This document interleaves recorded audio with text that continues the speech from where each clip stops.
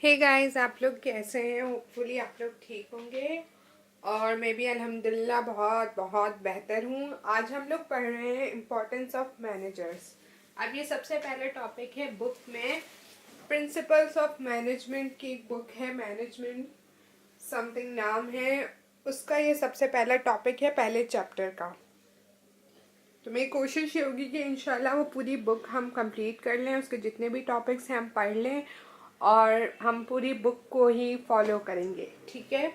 छोटा सा ही टॉपिक है। इसमें बेसिकली वो ये बताना चाह रहे हैं कि मैनेजर्स क्यों इम्पॉर्टेंट होते हैं और आपको मैनेजमेंट क्यों पढ़नी होती है और आपको मैनेजर्स क्यों चाहिए होते हैं। बिजनेस का एक बेसिकली उसूल होता है कि अगर आप लोगों को एक चीज़ पता ही नहीं है कि ये चीज़ कैसे होगी, इसमें क्या होना चाहिए, तो आप उस बिज़नेस को हैंडल कैसे करेंगे। चाहे वो आपका बिज़नेस हो, फैमिली बिज़नेस हो, या आप उसमें एम्प्लॉय हो, at any cost at any time आपको ये चीज़ें पता होना ज़रूरी है, ठीक है। ऑब्वियसली डेप्थ में नहीं, बट एक ओवरव्यू होना ज़रूरी है। इसीलिए हम अक्सर जितने भी बिज़नेस के कोर्सेज होते हैं उसमें आप मेन डिपार्टमेंट के बारे में एक आध कोर्स ज़रूर होता है कि आप उसको देख लें, उसको जान लें, आप पढ़ लें, आपको आइडिया हो जाए, फिर आगे आप काम कर सकते हैं, ठीक है। मैनेजर्स क्यों इम्पोर्टेंट है? अब बुक में देखें 3 रीजंस दिए हुए हैं। वैसे तो हम बहुत सारे रीजंस के बारे में सोच सकते हैं कि मैनेजर्स कोऑर्डिनेट करते हैं काम, मैनेजर्स ही हैं जो एम्प्लॉयज़ की ड्यूटी डेलीगेट करते हैं, उनको बताते हैं क्या करना है क्या नहीं है, एंड ब्ला ब्ला ब्ला, ठीक है।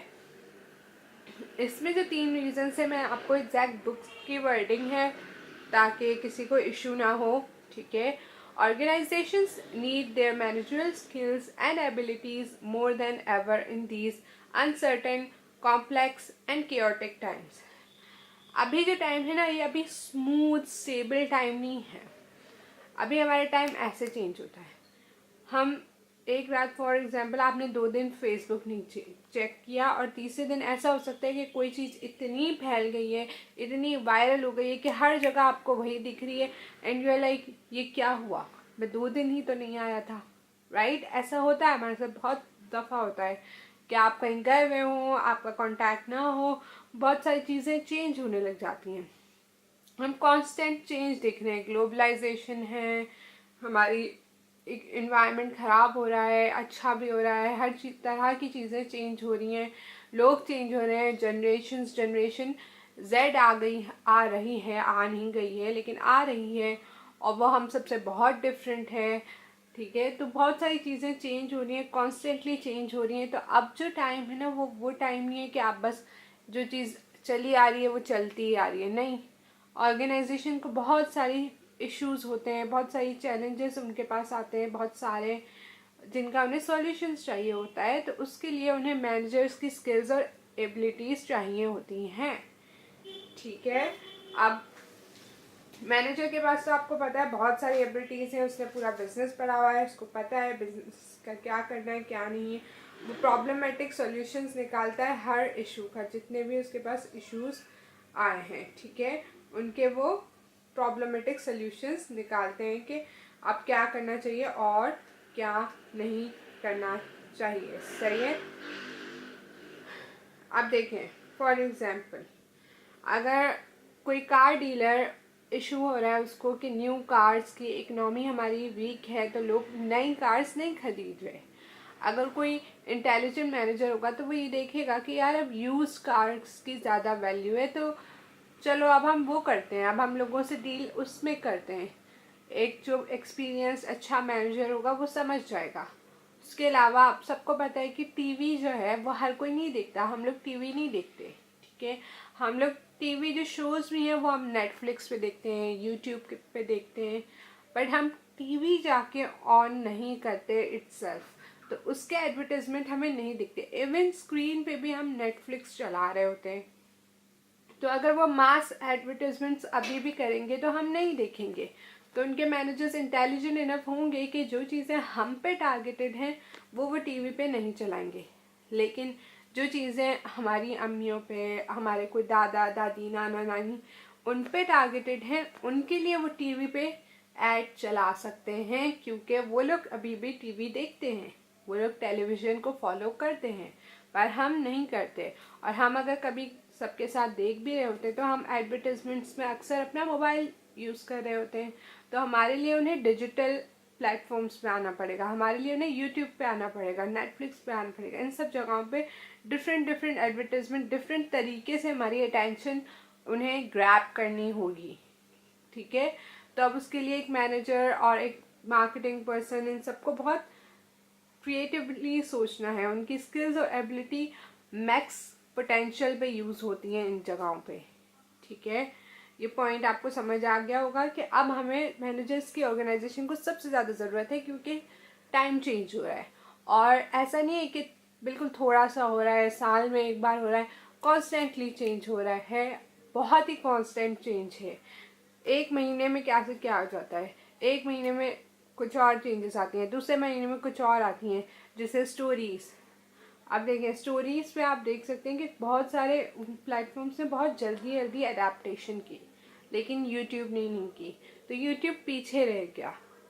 लेकिन अभी वो कर रहा है, बट उसको इतना होना चाहिए था, आई थिंक कि उसको इतना प्रोडक्टिव होना चाहिए था कि जब उसने देखा कि यार स्टोरीज़ का ट्रेंड बहुत ज़्यादा चल रहा है तो लेट्स डू इट, ठीक है।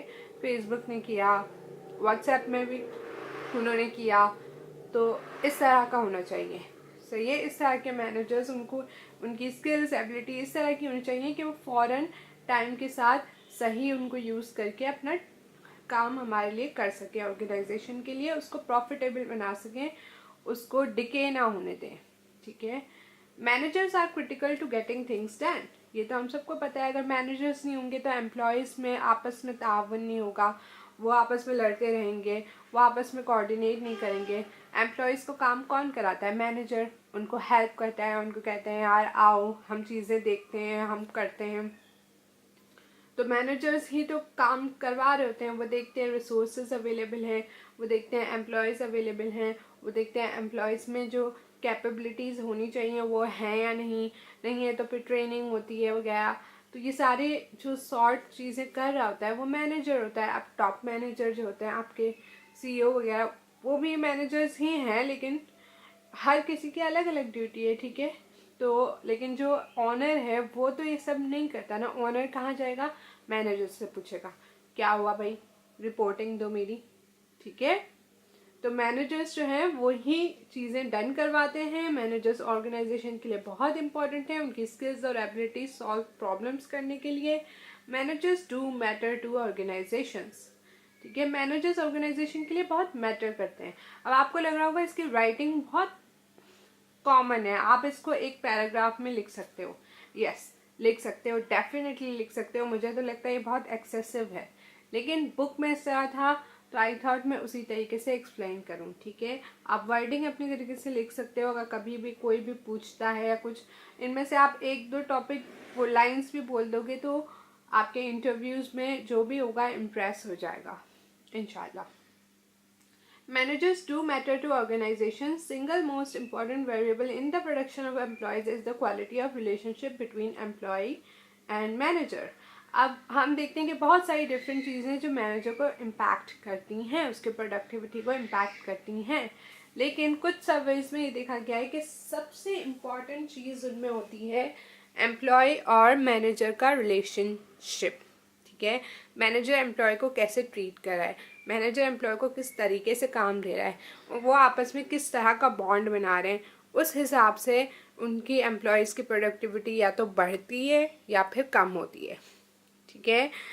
And managers affect financial performance and create value for organisation, क्योंकि वो बहुत मैटर करते हैं। वो क्या करते हैं? Financial performance. अगर प्रोडक्टिविटी है, चीज़ें हो रही हैं तो गोल्स अचीव हो रहे हैं, गोल्स अचीव हो रहे हैं तो हमारा बिजनेस फाइनेंशियल परफॉर्मेंस उसकी अच्छी होगी, और वो वैल्यू क्रिएट करते हैं, ठीक है। ऑब्वियसली सारी चीज़ें कंप्लीट कर रहे हैं, हमारी कॉम्प्लेक्स सिचुएशंस में, बुरी सिचुएशंस में हमारे सॉल्यूशंस दे रहे हैं, प्रॉब्लम्स में सॉल्यूशंस दे रहे हैं, तो हमारे लिए वो वैल्यू जनरेट कर रहे हैं। अच्छा, यहाँ पे मैं हमारे कहती हूँ तो हमारी ऑर्गेनाइजेशन है या फिर उसका ऑनर है, ठीक है, जिसके लिए मैनेजर काम कर रहा है। Anyway that's it for importance of manager. Book का टॉपिक था, बुक का नाम इंशाल्लाह मैं डिस्क्रिप्शन बॉक्स में डाल दूँगी, अगर नहीं डालूँ तो please remind me, and I will see you guys in my next video. Until then, make sure to like, comment, share and subscribe my video. I will see you guys in my next video. Bye guys.